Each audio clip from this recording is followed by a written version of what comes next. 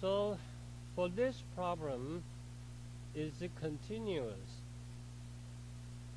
You'll be given some numbers. The first integer, 2, indicates there are two integers following as following, and you need to decide if these numbers are continuous integers, continuous whole numbers, like this one here. Let me read let's get back to the problem description right here. For instance, if you are given 4 integers like 2, 5, 3, 4, if you rearrange those numbers in an ascending order, you will get 2, 3, 4, 5, and it is a continuous series. Alright? But if you are given a series of a set of numbers of 2, 6, 3, 4, and the contents doesn't consist of a continuous series, because 5 is actually missing from this series. Alright? So you are given some numbers, you are given n numbers. The first integer is actually the n right here. When it is 2, it means there are 2 integers at the end, and you have to decide if these 2 are continuous. For 5 and 6, you will say yes, it is continuous. Alright? However, if you are given 5 and 7, you will have to say no, they are not continuous. For this problem, how do you solve that? You need to output 3 things right here, 3 things. The first thing you need to output is 8, which means the minimum number of the series, of the set. And B, the second number is B, which is the maximum number of the series. And if all the numbers between A and B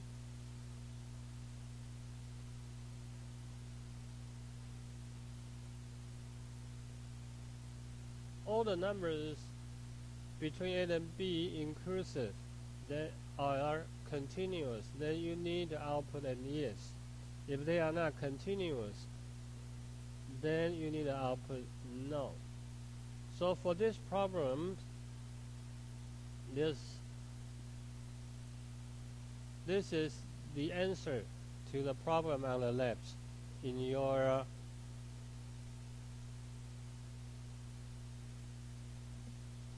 right here. So on the left, you will see the answer to the problem. Alright. For the first line, I think I will still want to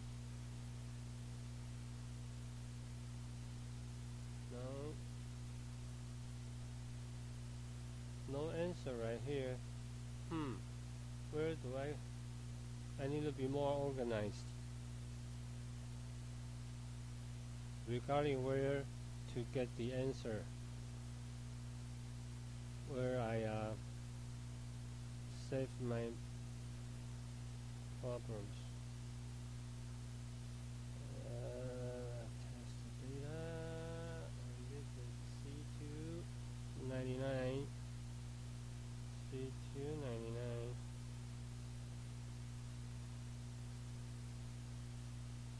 No, there's no answer right here. Okay, if that's the case,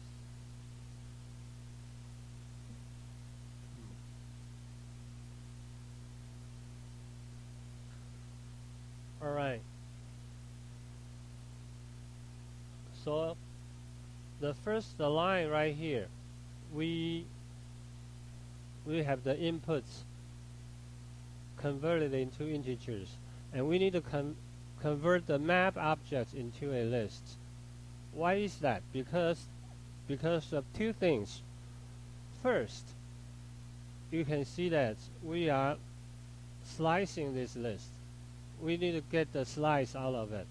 And second, we need to use it twice. So because of these two reasons, then we need to convert that map objects into a list right here. And why do you need to slice it? Because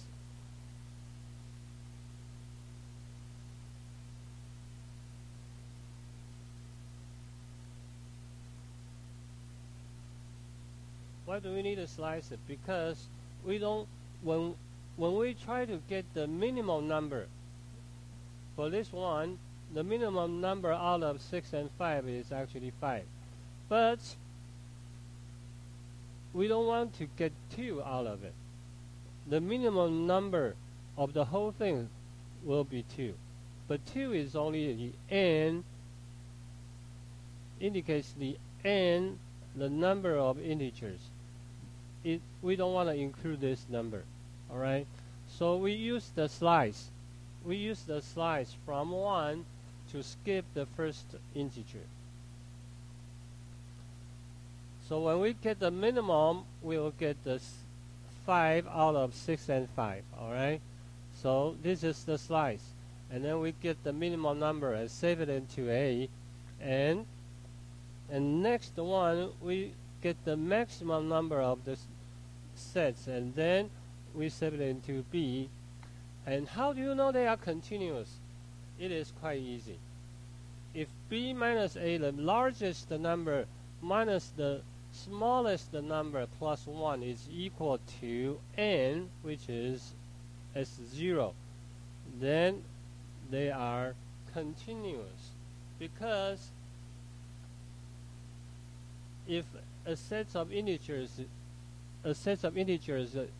continuous, that means it is actually a equal difference. How do you say that? Equal difference series. All right. So the number of items is actually the largest number minus the smallest number, and plus 1. So for this one here, if it is 5 minus 2, we'll get 3, and then plus 1, we'll get 4. You will see that there will be 4 items in this series. So we want to get the largest number, which is B, and the smallest number, which is A, and then if B minus A plus 1 is equal to n, S0 is actually n. Then, yes, it is a continuous. So we need to print out A, B, and yes. If they are not equal, then you'll print A, B, and then a no right there. Is there any question?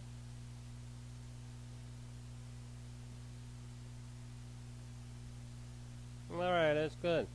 Thank you, Thomas. Alright, so this is the problem that I left for you. And did anyone finish this one, took this challenge and finished that? Did anyone do that?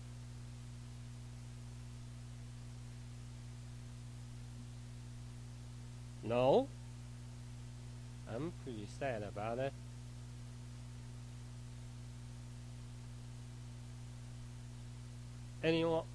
Anyone who finished this problem, please raise your hand.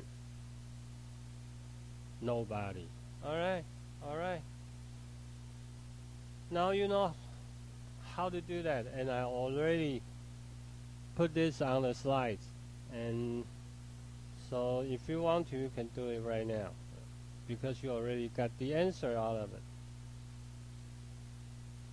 And the next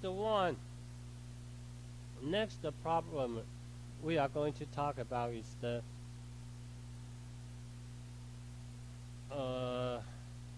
Mountain 69 theme park. The trip. Alright. John. Make it a John. Wow. Alright. He goes to that theme park every year, but with the different age every year, the cost for the admission is different too. So you will be given the age, the age of little Hua, then you need to decide how much is the admission cost. How much does the admission cost for him this year? All right. So how do we do this? How do we solve this problem? Let's try it.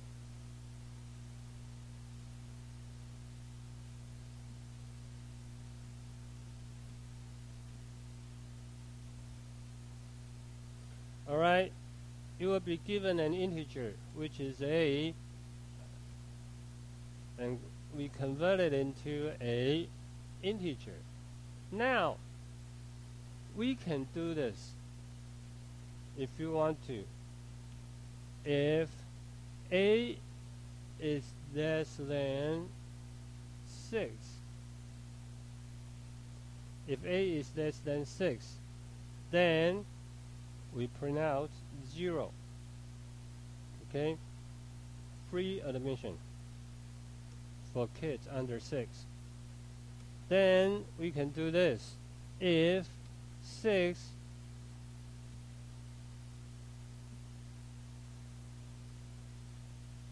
is less than or equal to a and less than 12,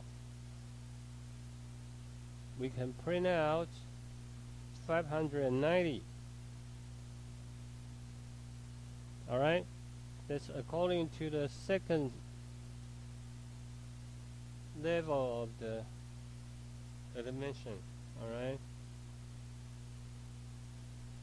then we can see if the age is between 12 and 18. Then we'll print out 790. And if your age is between 18 and 60,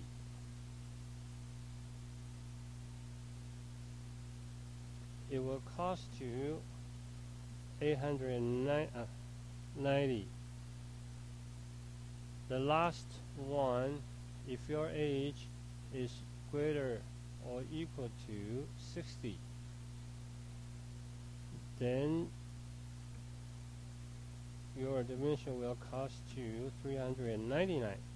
All right.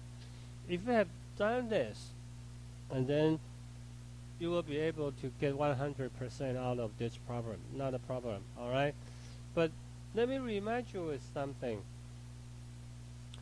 For comparative operators like less than or equal to and less than, you can do this. You can do this in Python. However, this is not allowed in other languages. This is not allowed. In other languages, you cannot use two comparative operators in a row. All right? You cannot put two of them in a row. This is not right. Okay? And but in Python, yes, you can do that. Yes, you can do that. And only in Python.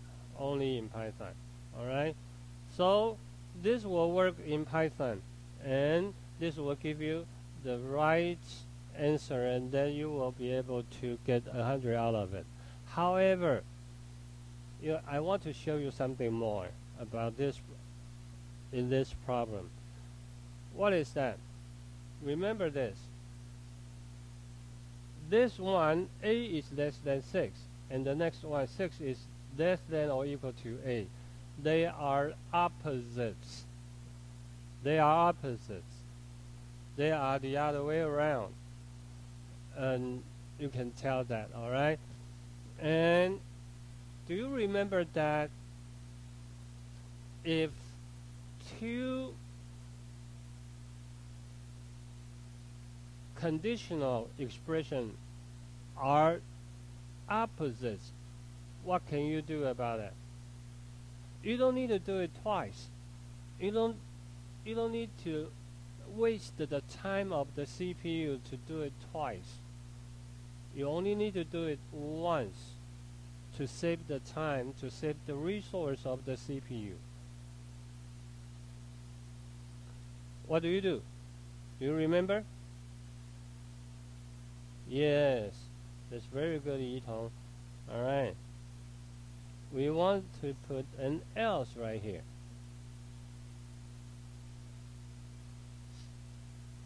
But since we need to indent this part of the code, all right? So we'll print. If a is less than 6, then the admission is free. It will cost $0. However, if it is not less than 6, that means a is actually greater or equal to 6. And then in that case, this part of the code will be executed. In that case, this is extra. This is redundant. You don't need this thing right here. You know what I'm talking about? Because of this else, only when this is false, only when this is not true, only when a is not less than 6, this part of the code will be executed. So you don't need to waste the time to make sure a is greater or equal to 6. You need to only do it once here, and without doing it second time right here. So you can actually delete it, and then it will save the computer some time, all right? A little bit of the time. And then the same thing right here. This one is actually the opposites of this one right there. When a is not less than 12, it means a is greater or equal to 12. In this case, if you want to save the time for the computer, you can put an else right here. And we need to indent this part of the code. And after that, only when this is false, only when this is not true, only when a is not less than 12, this part of the code will be executed. So this a is greater or equal to 12. This is redundant. This is not necessary. All right. So we can actually remove this. Is there any question? Okay. Then the same thing happened again. This is actually the opposite of this one right here. So you can actually put an else right here and indent this part of the code. Indent this part of the code. Then in this case, we don't need this part, because only when a is not less than 18, this part of the code will be executed. And in that case, a is greater or equal to 18, so this is extra. And then the last time, we can put an else right here. then we try to indent this part. But this time, when this is, well, let's do this for the last time. This is actually the opposites of this one, exactly opposites. So we simply replace this if statements with an else, and this will do it. This is actually a more efficient code than the last one. However, the program seems to be longer. It seems to be longer. It seems to be more complicated. So Python has a way to trying to simplify this program. If an else is followed by an if statement, you can simplify this by using a new word which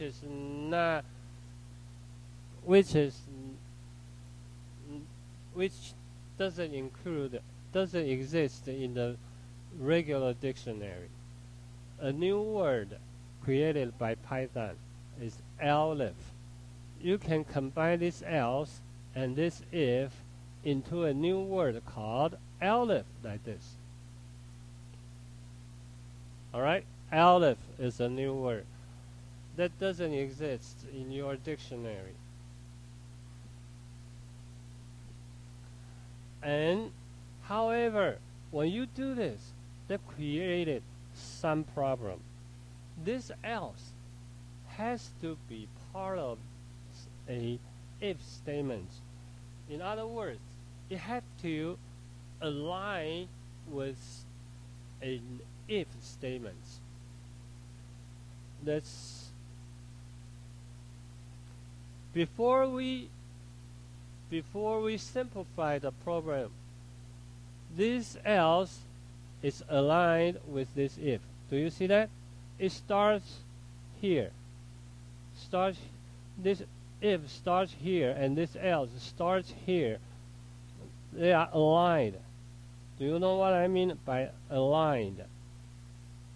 They are, this I and this E is at the same horizontal position. Alright? Starts at the same position. Look at here on the lower right corner. Lower right corner, this is column 5. And this is also column 5. And I will say these two lines are aligned. And then when we simplify this program, then this else doesn't align with any if. So we want to unindent this part of the code so that this else will align with this if. Do you know what I'm talking about? Is it okay? Okay, good. So again, this else is followed by this if. So we can simplify these two lines into one using the new word elif.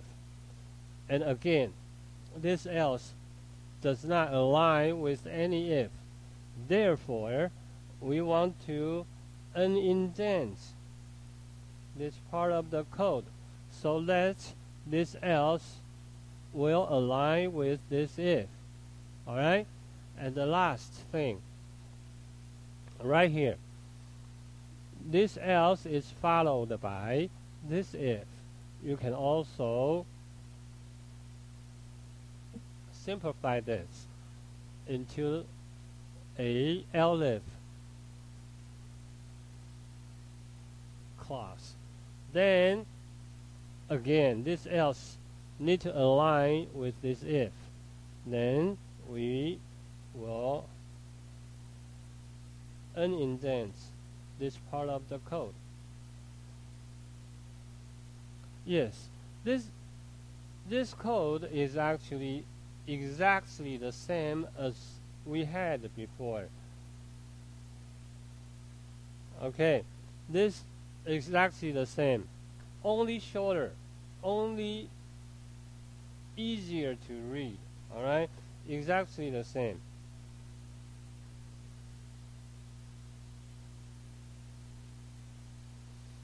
So an elif is actually an else and a if. All right, but only it's easier to read. They will make this code more efficient and easier to read. All right, so this is the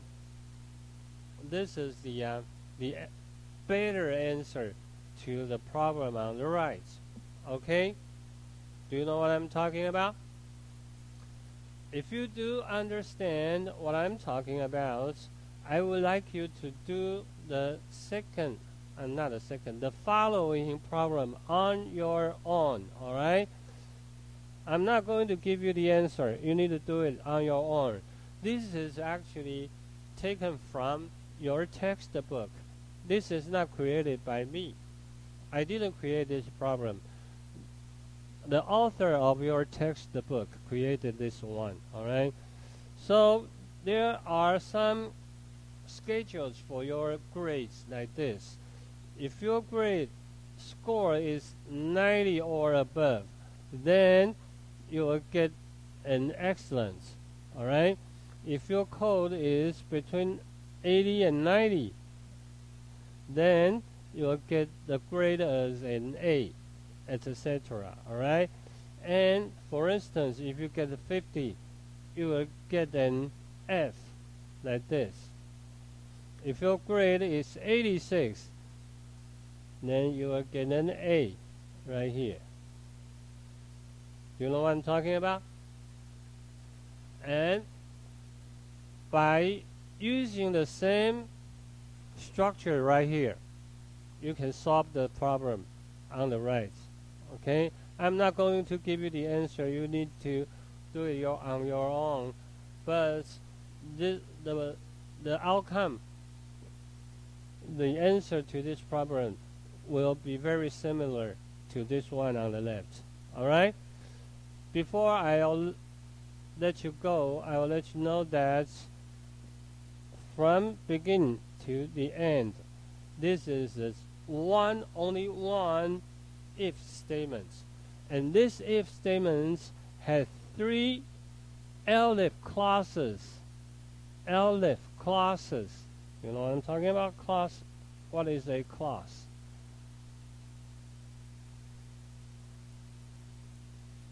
Okay, 3 elif clauses and 1 else clause.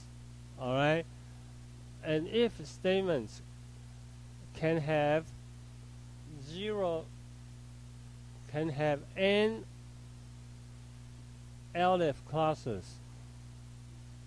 and has 0 or 1 else clause. All right, so this is actually the full syntax of the if statements. All right, and I will leave this one on the right to you for your own to solve it. All right, is there any question? If you don't have any, then I will let you do this too. All right, 2 problems. First one is this one. All right, the trip to the theme park, and the second one is the grading problem. And do this too. All right, and I'll be back in like 10 to 15 minutes. Okay. All right.